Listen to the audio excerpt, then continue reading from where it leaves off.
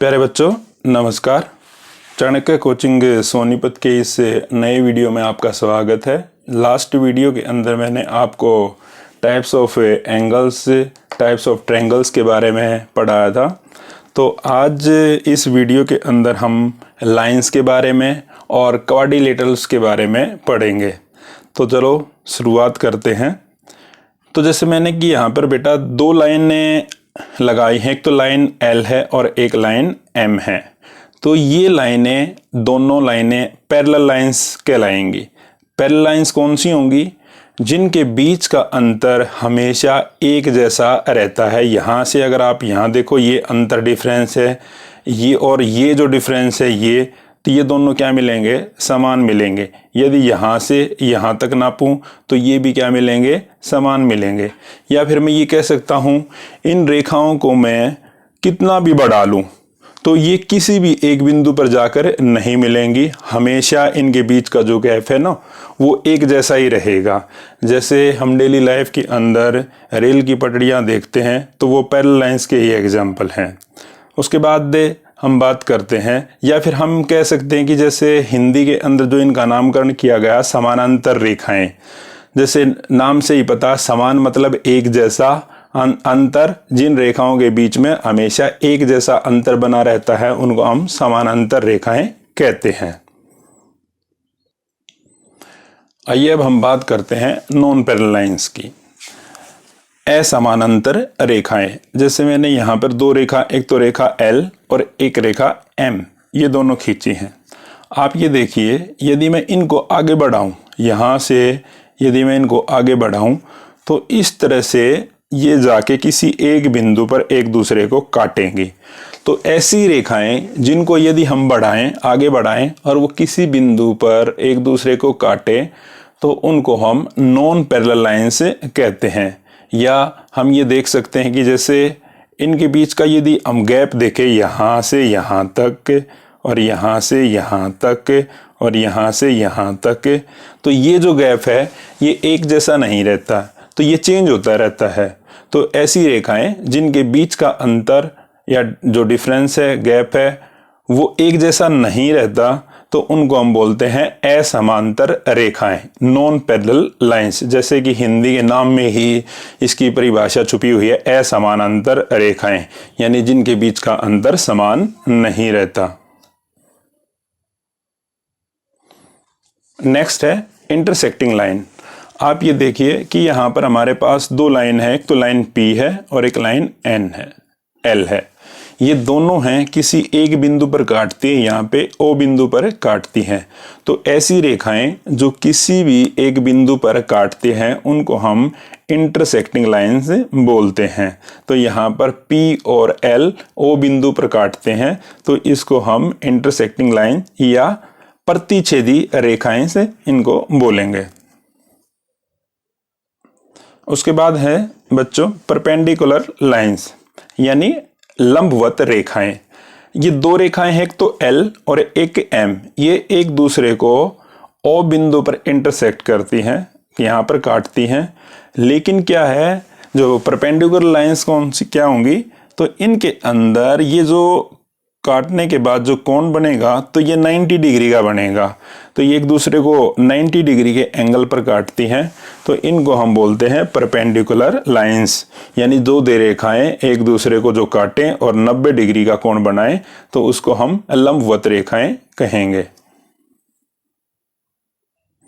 Next है जो वो लाइन है कोइंसिडेंट लाइंस, यानी हिंदी में बोलते हैं इनको समपाती रेखाएं।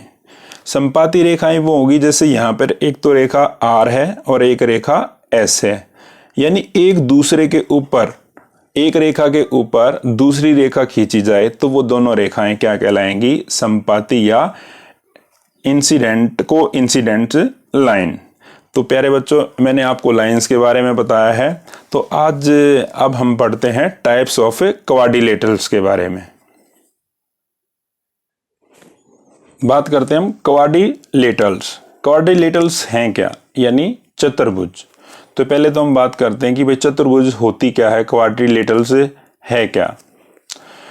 चतुर्भुज यानी नाम से ही पता है, चतुर मैंने चार, भुज मैंने भुजाएं, जिसकी चार भुजाएं होंगी, यानी चार भुजाओं से घिरी हुई कोई भी एक हम आकृति बनाते हैं।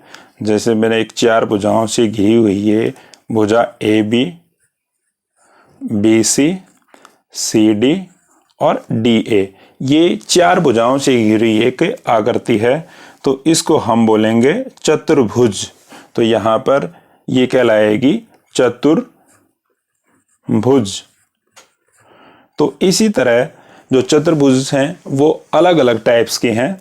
तो अब है हम जो पढ़ेंगे types of quadrilaterals. Types of quadrilaterals के अंदर हम जो सबसे पहले पढ़ते हैं वो ट्रेपेजियम के बारे में पढ़ते हैं, यानी समलंब। हम बात करते हैं अब समलंब है क्या। समलंब है क्या, तो प्यारे बच्चों मैं यहाँ पर एक चतुर्भुज बनाता हूँ। इस चतुर्भुज के अंदर एक भुजा ये और इसी के समानांतर एक भुजा ये खींचता हूँ और बाकी ये दो भुजा इस तरह मैंने इसकी भुजाएं खींची हैं। तो इस तरह मैंने A, B, C और D एक चतुर्भुज बनाई है, ठीक है। तो लेकिन इसके अंदर जो भुजा AB और भुजा DC मैंने क्या बनाई, भुजा DC, ये एक दूसरे के समानांतर हैं। तो ये भुजा DC और AB के बीच का जो अंतर है वो हमेशा एक जैसा है, ठीक है। तो एक ऐसी चतुर्भुज जिसकी अपोजिट साइड्स में, यानी इसमें यहां पर लगाइए दो पेयर हैं, तो एक पेयर क्या है यहां पर एक दूसरे के पैरेलल मिलेगा, यानी दो भुजाएं एक दूसरे के समानांतर मिलेगी, तो इसको हम बोलेंगे ट्रेपेजियम।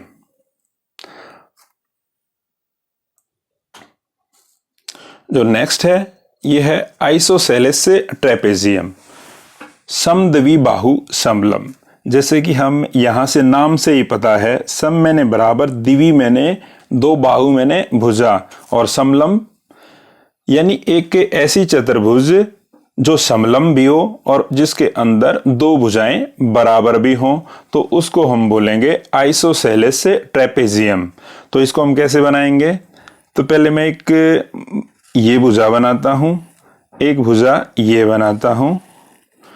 हम मान लेते हैं कि भाई मैंने ये 6 सेंटीमीटर और ये 5 सेंटीमीटर और बाकी जो इसकी दो भुजा ये और एक भुजा ये मैं लेता हूं 4 सेंटीमीटर और यहां पर ये भी 4 सेंटीमीटर। इनके नाम देते हैं हम AB, BC, D, यानी भुजा AB 6 सेंटीमीटर है और AB भुजा जो पैरेलल है वो किसके है, DC के, और यहां पर AD और BC दोनों बराबर हैं। तो ये ट्रेपेजियम भी हुई और इसके अंदर दो भुजाएं बराबर भी हुई। तो ऐसी ट्रेपेजियम को हम बोलेंगे समद्विबाहु समलंब। इसके अंदर प्यारे बच्चों एक खास बात और मिलेगी आपको, तो ये जो इसके डायगोनल में खींचता हूं, तो जैसे डायगोनल AC और डायगोनल ये BD, तो इसके दो विकर्ण हैं, एक तो D1 और D2। तो डायगोनल इसके क्या होंगे, दोनों D1 और D2 हमेशा क्या हैं, बराबर मिलेंगे, यानी इसके जो डायगोनल हैं वो दोनों बराबर हैं। AC यहां पर बराबर है BD के।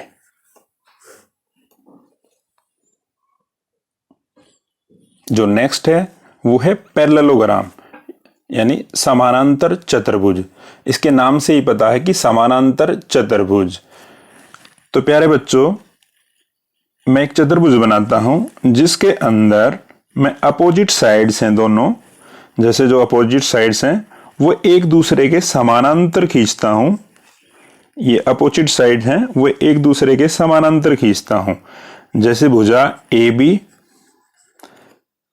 सी डी, यहां पर चार भुजाएं हैं। भुजा ए बी है जो पैरेलल किसके है, समानांतर है। ए बी भुजा डी सी के समानांतर है और ए डी समानांतर है बी सी के। तो यहां पर जो आप देखोगे अपोजिट साइड्स क्या हैं, वो एक दूसरे के पैरेलल हैं यानी समानांतर हैं। तो इसके अंदर खास बात क्या रहेगी, तो अपोजिट साइड जैसे ए बी के अपोजिट साइड है जो डी सी, ये दोनों क्या हैं, बराबर मिलेंगी। ए डी बराबर मिलेगा बी सी के। और यहां पर जैसे चार कोण हैं,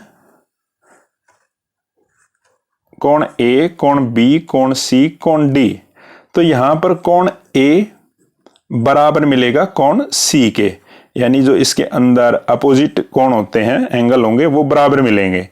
और कोण बी बराबर मिलेगा कोण डी के, यानी इसके सम्मुख कोण क्या है, एक दूसरे के बराबर मिलेंगे।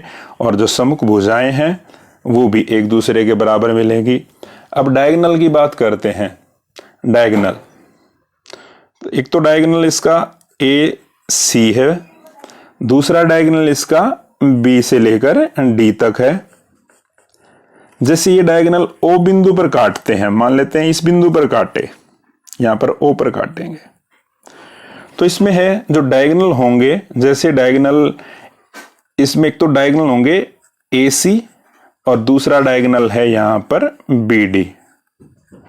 तो इनके अंदर खास बात क्या है कि ये एक दूसरे को बाइसेक्ट करेंगे,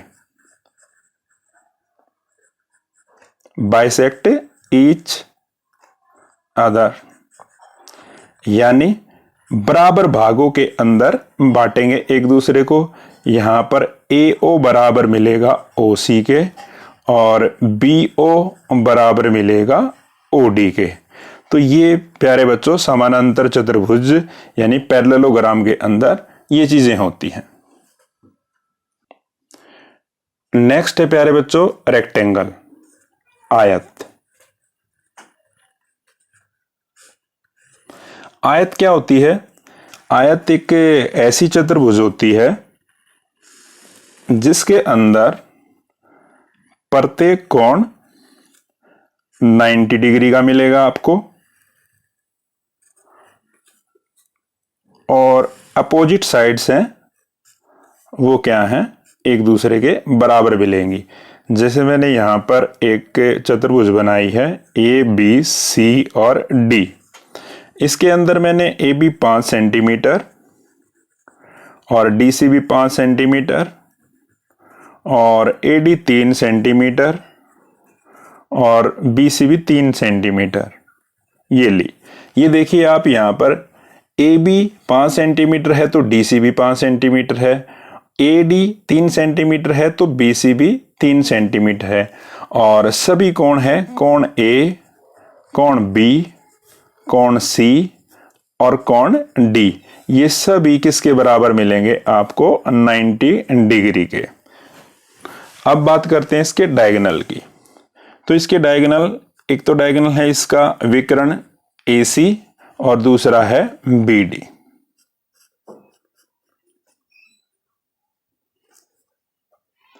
डायगोनल क्या करते हैं यहां पे, एक तो यहां पे डायगोनल AC और डायगोनल BD आपको बराबर मिलेंगे, AC और BD बराबर मिलेंगे। और ये जैसे O बिंदु है और बाइसेक्ट भी करेंगे एक दूसरे को, तो यहां पर AO बराबर है OC मिलेगा आपको और BO बराबर है OD के। तो प्यारे बच्चों ये रेक्टेंगल के अंदर मैंने आपको चीजें बताई हैं। नेक्स्ट है जो रोम्बस, समचतुर्भुज। जैसे नाम से ही बता, सम मैंने बराबर, चतुर मैंने चार, भुज मैंने भुजा, जिसकी चारों भुजाएं बराबर होंगी तो उसको हम समचतुर्भुज यानी रोम्बस कहेंगे। चलो देखते हैं रोम्बस के अंदर क्या क्या होता है। तो जैसे मैं एक चतुर्भुज बनाता हूं इसके अंदर सभी भुजाएं मैं 5 सेंटीमीटर की लेता हूँ। ये भी मैंने 5 सेंटीमीटर ली, ये भी 5 सेंटीमीटर ली, ये भी 5 सेंटीमीटर ली। ए, बी, सी, डी और डी ए।